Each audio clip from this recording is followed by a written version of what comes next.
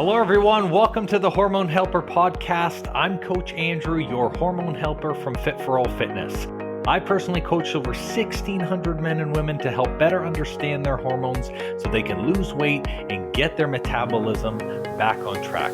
With this podcast, you're going to hear from me and my special guests about everything from metabolism to thyroid to weight loss. And we even talk a little bit of sexy time as we chat to spread more knowledge thick like butter on your hormones. If you're ready to learn, I'm ready to share, so let's do this. Hey, Coach Andrew here. Welcome back to the Hormone Helper podcast. This podcast episode holds a space very near and dear to my heart. There have been a ton of Facebook friends and colleagues that spend a huge amount of time reading my posts, seeing my info videos in my free Facebook group. And they really keep asking the same question. And it's, why are you so gung-ho about hormones? Why do you mainly work with women? And why do you help people with weight loss when clearly you've never been overweight? And I admit it's kind of something really weird to focus on, but my hormonal journey isn't something that I actually really like to share with people. It's something that I kind of hide in the background. I have a few reasons for doing that, but I do feel that in order to understand why both this podcast and hormones are so important to me, I feel like it's time that I share. And I want to say there's many of my family members, including my mom and my dad, they don't even fully know the story of what happened to me and what I've had to go through to get this far. So even though I'm sharing this story with you, I'm going to intentionally leave certain parts out. Understand that I do that because really not because I'm afraid to, but because it's not going to benefit anybody to know. Putting it simply, I really don't like the victim mentality. And I don't think that sharing a story or an experience that comes from that place really benefits everyone. So being a victim to me is not something that people always get to choose. But because I can choose, I'm going to choose to say no. So also, I don't believe in neglecting like trying clients and friends through guilt. So as a relationship built on guilt, it normally results in people always being dependent and sad on each other. So my journey is just going to be real. It's going to be real and it's going to come from me. So my journey to becoming a coach isn't going to be told in the victim light. This isn't going to be a sad story. It's not going to make you feel like, wow, I'm so sad. Let me watch you under the rain. Let me like watch the rain fall out of the sky. Like, no, it's going to be a happy one. All right. So here's my story so you can understand why this podcast and me are here. So prior to becoming a health coach, I can say my life was far from being figured out. So in my late 20s, I figured out that I was really good with my hands and I could work them to do pretty much anything I wanted with, a little bit of finesse and a little bit of grace. My first job was working as an automotive mechanic for Mercedes. So I was their diagnostic specialist and I was responsible for all the hard issues that really no other tech wanted.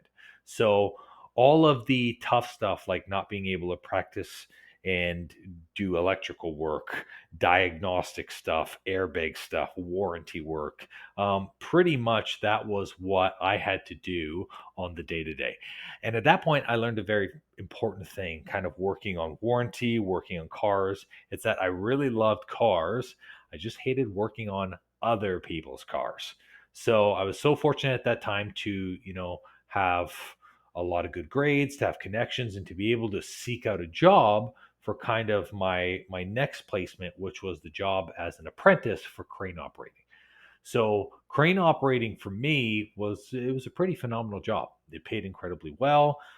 I can openly say that it was really hard and laborious. I mean, you're using your physical body. You're showing up to work every day at 5 a.m. You're going to work at ungodly hours sometimes, both the rain, the snow, the heat, pretty much any condition you don't want to work in, you're working. And a lot of people think like when you're in the crane, you're just in the crane. Like, no, when the crane's not moving, you're also on the ground and you're working with the guys and you're swinging a hammer. And although I really suck at swinging a hammer, I got really good at least hitting a nail. And it ended up having me basically use a lot of my physical strength, my aptitude. At that point, I was doing really well health wise. I mean, I was running my 10K a day. I was doing my 8 to 10 hours worth of work. I was using my physical body a lot. So, I mean, between working on cars in my spare time, working on the crane, already doing strength training, I was pretty active. I was moving 7 days a week, at least 2.5, 3 hours a day. Now, alongside that, I had all of these bucket ton of passions. My passion for MMA, for running, rock climbing, did a little bit of archery as well. It took up, I'd say, probably 95% of my time. So at this point, I was not in a relationship, did not have time for that. It was just kind of me focusing activity and focusing on myself. So I was pretty proud of my physique and the way that I showed up for myself. I mean, being at 21 years old, I could easily say that I was in the best shape of my life. I was 185 pounds, 4% body fat, ran 10K a day. I have pictures of me squatting 385, and maybe some of you that are like, that's not impressive. I was able to deadlift more than 400 pounds. I felt pretty good. I felt pretty good with my activity. I felt pretty good with my routine and my regimen. And it's like, all in all, my life was perfect, right? Good job, good health. I had a nice car. Nice car. I had a Honda with some sweet rims, so I'm sure every kid has that when they're when they're younger, and really no student loans, right? I mean, what can a guy ask for? And that's how it always starts, isn't it? You know, it starts coming from a place of really good where you have a good job, you're making good money, and I think it's important for people to understand that, especially the journey from health, people don't go from good to terrible in one day. It actually kind of happens in really, really slow increments. You know, I tell people it's the same feeling you get between like when the sun starts to set and then it becomes dark. You're like, sure, it happened over time, but it like was that quick. And it was super, super quick, like, you know, those shadows come creeping and then all of a sudden it's back, right? So that's how I felt my health kind of progressed into the downward spiral that ended up having with my hormonal issues. So it started first with groin pain, something seemingly unremarkable. People are like, maybe you pulled a muscle. I'd go to doctors and they'd say, oh, maybe you twisted something. Maybe you're over exercising. Maybe it's too much activity. But it started with groin pain. I saw different physiotherapists. I saw chiropractors. I saw osteopaths on all of the stuff that they could do with just muscle itself. You know, strengthening, conditioning. I followed all of them. At this point, I wasn't in the health industry. So I was like, you tell me what to do, and I'm going to do it. And you know what? The groin pain, it didn't go away. As a matter of fact, it got worse. Not only did it get worse, then I started to feel super fatigued all the time. Fatigue was the second thing that kind of came on, which for me was really, really hard for me to get and for me to be able to understand. There's nothing worse than just having chronic fatigue and being too tired to do anything. And I remember my doctor telling me, you've got to drop a ton of sports. It's time for you to drop your rock climbing. It's time for you to drop your MMA because you're doing too much and you're burning yourself out. So I did what anybody else would do. I did exactly just that. I listened to my doctor. I pulled back from all of the sports. I pulled back from all the things that I love to do. But instead of feeling better, instead of feeling more energized, I felt even worse. So now I have the groin pain. Now I have the chronic fatigue. So the next part actually showed up in a really weird way, skin itching. My skin was itchy all over the place. I was itching my back, my legs, my shoulders, itching my scalp. And I went to doctors and they were like, maybe it's a skin infection. Maybe it's this. I was prescribed tons of different creams and medications and nothing showed up on my skin. I didn't have eczema. I didn't have weird patches, but I was just itchy and I was hot. And the itchiness and the heat just got progressively worse. And the fatigue just got progressively worse, where I was so tired, I had to take days off work. And then when I took days off work, I'd spend a lot of time not really eating because I got super chronically fatigued all the time and spending time sleeping. The groin pain. I mean, I couldn't wake up through the day without having this pain in my groin. Like I was kicked in the nuts over and over again. and it get progressively worse during the day. And it got to a point where I was like, there's got to be something going on with me. And I go to doctors, and then I went to the ER because my groin pain was so bad. And they were like, listen, I think the last straw for me was when the ER doctor was like, you know what, Andrew, I don't think that this is pain. What I think this is I think you're depressed. Okay. So for someone who openly has faced depression probably a handful of times in life, like I'm sure a lot of you have when you were listening, you know when something's depression and when it's not depression. And in that moment, I was like, really, this is how you get written off. Unfortunately, when the doctor looked externally to me, I had it all together. I had six pack abs, I was 185 pounds, and I looked good, but I didn't feel good. I didn't feel okay. I wasn't okay. I was deficient. I was deficient in energy. I was deficient in being able to just basically function. So after refusing the medication for the depression standpoint, I went back to my doctor, who was like, you know what, just go to your urologist. We'll do an ultrasound of your groin area. We'll see if there's anything there, right? So a little lump showed up, and they were like, oh, there's a lump, but it's nothing. Don't even worry about it. At that point, I was pretty desperate. I was like, look, I've seen at this point multiple doctors, multiple specialists. And when I actually count through all of the people that I had to go through, there was probably close to 22 people that I had seen that hadn't have given me an answer.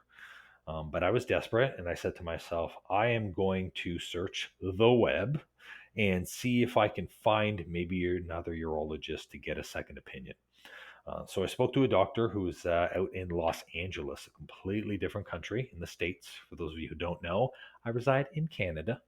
And I was speaking to this gentleman via virtual call, and he asked me questions. How long have you had the groin pain? What have you been feeling? What are your other symptoms? Are you losing any hair? Do you have any itchy skin? And he's saying this stuff, and I'm like, okay, he's saying a lot of things that I have issues with. And then he goes, hey, can you forward me your scan? Forward me your scan, and let's see what's going on. So, okay, I go and I forward my scan to him, and he calls me, and he calls me same day, and he's like, hey, when can I meet you? When can you fly here? When can I fly there? Well, I mean, I don't know. I can go this week. And he's like, as soon as possible. I need you to come here as soon as possible. So I didn't even tell my family. It was not a long flight. So I booked it with a friend of mine, and we went up, and I went and I met him in his LA office. And in literally less than 10 minutes from when I sat him to when I shook his hand, he was like, so what this is the cancerous. And I was like, wait, what? What did you say? He said, yeah, so the cancer's in your testicle. And essentially, we have to do a varicolectomy. We'll remove it. The cancer will be gone. And then we'll start you on treatment just to make sure it hasn't spread anywhere else. And I was like, what do you mean? And he goes, what you have is cancer. This is testicular cancer. It's very obvious. It's obvious by this lump. It's obvious by the images, and it needs to go. So I was like, holy shit. Okay. So it it needs to go. There's nothing else, you know. I left his office. I wasn't sad. I wasn't upset. I was kind of like, well, what do I got to do to get this out, to get this gone? Because it can't stay inside me. It's got to go.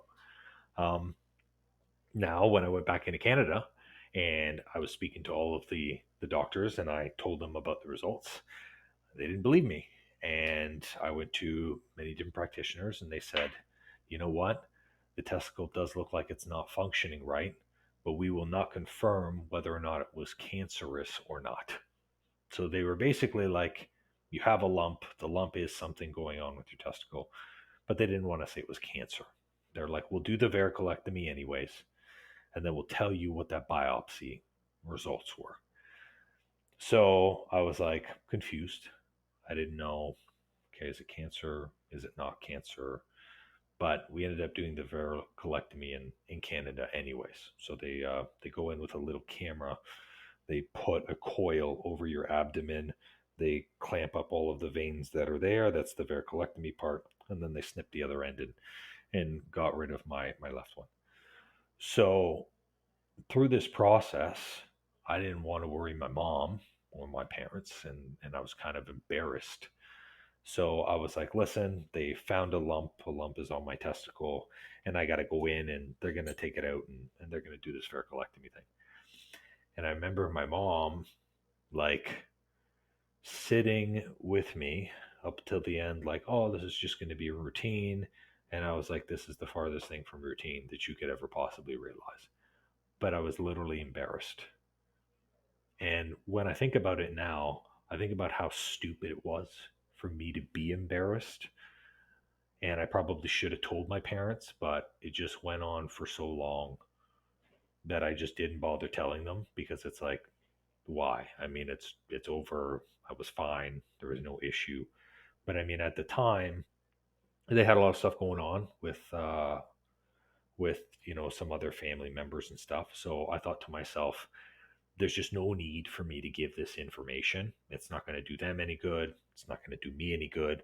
So let's just do the vericolectomy and let's just remove it. So they did the vericolectomy. We went through a couple of treatments and cycles just to be sure.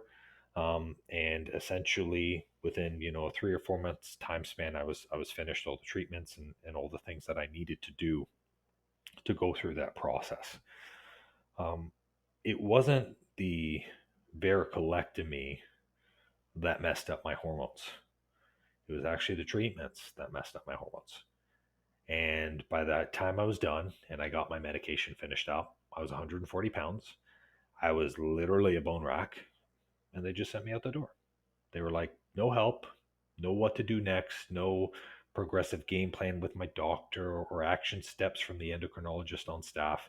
They were basically like, if you can walk, you're good because you're young. And that was my experience with the healthcare system. It wasn't a bad experience. I genuinely believe that all of the practitioners did whatever they could to help me. It was just an experience that was a fix it while it's broken, not repair it while it's breaking. So here I was trying to figure out basically, what do I do? How do I cope? Where do I go from here? And I had no idea where to start. All I knew was I was 140 pounds. I couldn't go back to work. And actually, that's the best part. So my crane operating job didn't wait for me. Basically, after I did the treatment, they were like, you took so many days off, we're letting you go. So I had no job. I sold my car because I needed the money to be able to pay some of the bills. And basically, I had enough money to just hire some help. So I said to myself, you know what? I'm going to do it. So the first person that I hired in kind of my team of help was a personal trainer, and his name was Chris. So Chris was your typical bro trainer. I mean, built like a tank. His arms were massive, probably 230 pounds, 10% body fat. Like, as personal trainer, as visually you could see a trainer, that was Chris. But Chris was a lot more than just my exercise coach. Chris was the person who really put me on a path to be able to actually realize that there was a lot more to my health than just the way that I looked. So when I came to him, my first thing that I needed to work on was, I have to get myself back to 185 because I'm a bone rack. And I used to say that all the time. Like, I used to joke, I'd blow away with the wind. I was like a whistling leaf. Like, anything you said, I said about myself. And every single time I said something, he said, you've got to stop talking about yourself that way, because your negativity is what is killing your success. And it was only probably 3 months into working with him where he was like, what do you think we do here? Like, what do you think you and I do here? You think this is just workouts? And I was like, we're training me. We're working on getting me back to normal. And he's like, that's not what we do here. This is 1 hour out of this 23-hour day. He's like, we're working on getting you back into a place where you can finally be comfortable with seeing the guy in the mirror and knowing that he's the best version of who you are now. And that to me was really eye opening. It was because, one, Chris was a bro trainer. And I was like, where are you getting this philosophical motiversity quotes from? But the second thing was is that Chris showed me in that moment that if I didn't care about myself and who I was, nobody else was going to. And that's when I realized that I was worth it. And while I still couldn't hold the job because I wasn't strong enough, I knew that I had to double down on me because that was the only way that I was going to go through the other side and be happy with the person that I was. So even though I still had the chronic fatigue coming out of the treatments, even though I was literally 45 pounds less than what I was, even though I was on regular IV drips for like multiple weeks, I said I'm going to double down on my health and myself because I'm the only person in my corner right now, and I'm going to hire more people to help me. So he connected me with my first naturopath, and the naturopath helped me with IV treatment, and they helped me with all of the thyroid hormones that I needed to get back in line. And then that naturopath connected me with an endocrinologist, a gentleman working out of the Master Men's Clinic in Ontario that really helped my male hormones, the testosterone and the estrogen, get back on track to where they needed to be.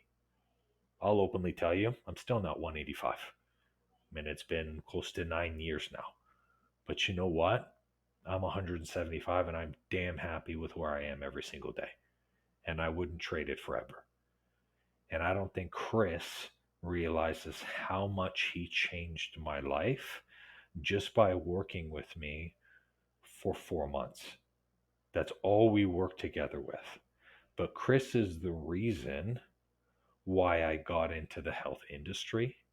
And Chris is the reason why I focus so much on caring for people, because 9 times out of 10, like me, people don't have friends and family members in their corner to support them when they're struggling with their health. Because a lot of the health issues that come around hormonal challenges, that come around depression, are things that you can't see. You can look at someone externally and not see any of the changes or adjustments that they're making or the struggles that they're suffering with. All you see is a person in just their regular clothes and they're fine. It was Chris who basically taught me right in that moment that I was valuable and that I had to work on myself, and that it was more than just working out like a monkey, but eating right, but looking at my hormones. And he started me on that process. And I fell in love with the hormones because I realized how deficient the system was, at least in Canada, with continuing care. You know, unfortunately, sure, Canada has a paid system for healthcare, but the problem with paid, and by paid is basically the government pays it for you, is everyone has the same system access. So you get put on a back burner of 10,000 people.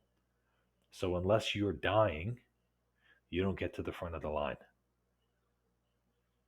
And that's why I developed a passion for hormones. Now, honestly, this whole process for me going through my treatments at the end of the varicolectomy to get back to a place where it felt normal took 4 years. And to tell you the truth, normal looks different now. The person that I was at 185, the 4 to 6% body fat, he died a long time ago. He died the moment my treatment started. But Chris showed me that changing people's lives was something that was worth a real calling.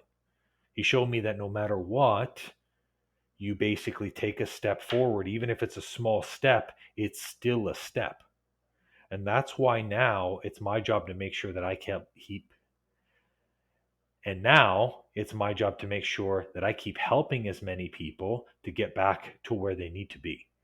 So, no, I've never been overweight, but I've been underweight severely. And no, I've never been a woman, but I've had the same hormonal challenges that many females face during their life of constantly changing hormones. Hormones to me are basically someone's operating system, and it runs the show of everyone's whole body. And if I can show you that operating system works and how it works and how you can make it work for you, so you don't have to struggle to find answers from other people, then that's my goal. Then I've done more than enough with my time here. This is my whole passion behind hormones. It's my whole passion behind health, because I can tell you, as someone who fell through the cracks of the system, I can openly say that the system did its best. And that's probably the saddest part, is the system did its best and it wasn't enough. So thank you guys so much, and gals, of course, for listening to my journey in this episode. No asks for this one, just sending lots of love out there. Thanks for listening, and I hope to have you as a continued listener moving forward. If there's topics that you want to learn on health, on hormones, on anything that you feel like is a sticking point that's making a progression, I'll be bringing on guests. I can help answer as much as I can, but you do not have to go to Google, to some random source, or try to hop from practitioner to practitioner. There are real valuable resources, and there's directions that people can point you in, which can move your life forward in the right direction. So thank you so much for listening. And that is all for this episode. Well, it seems I'm all out of info juice for today. That's all for this episode, and thank you so much for listening. Please leave a raving review for me if you've learned something good, and make sure to subscribe to the podcast so you don't miss an episode. Now, if you're in the mood for some more great content and tools to get your hormones on track, why not check out our free Facebook group and the blog on our site? We do amazing weekly trainings in our group that me and my wife call Tea and Teachings, that give good tips for anything hormones and metabolism related. It's also a great community where you get to share your goals and success with like-minded people just like you. I'll make sure to drop both the Facebook group link and the blog link in the show notes for you. Or if you're ambitious like me, the name of the group is Weight Loss and Balanced Hormones. It'll say Fit for All beside it with a picture of me. So come and join us and have more fun.